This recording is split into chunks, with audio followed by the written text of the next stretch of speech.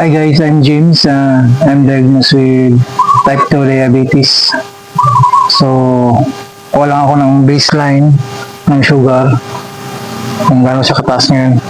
Tapos, kain tayo ng okra at saka kape.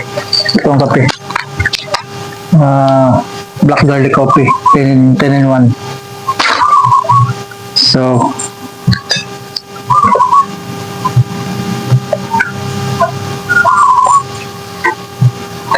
alcohol muna, siyempre.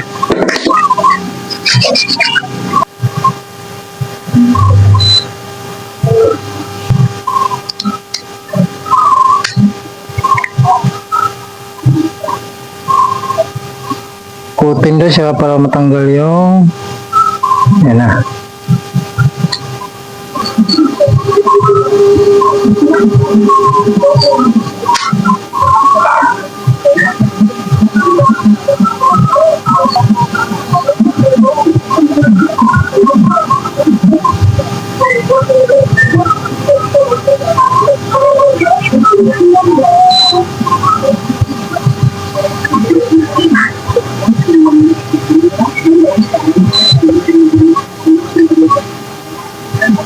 So yun, 231 taas. So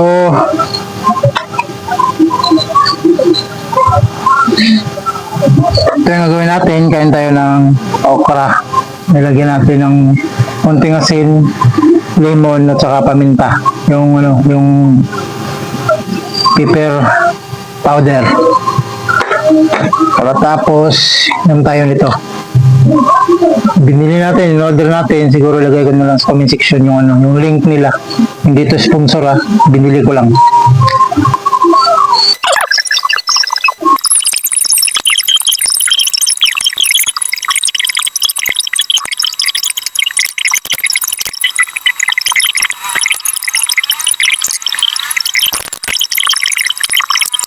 So 1 hour na, paulit tayo ng blood sugar.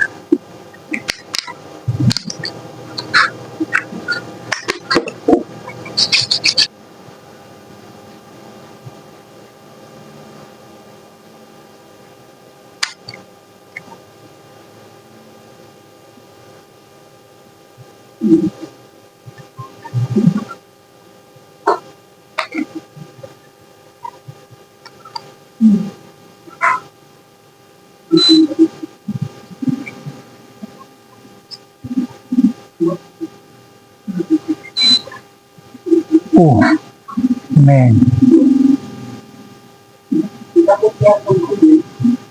291.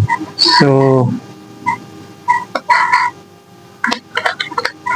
291, baka hindi nga to advisable sa hindi to advisable sa diabetic. Alam ko sa ang okra, hindi naka spike ng sugar. Siguro. So hindi to advisable. So babalik tayo after 1 hour for a final test. So kuha na tayo ng final test. Bumaba na ba o taas pa rin?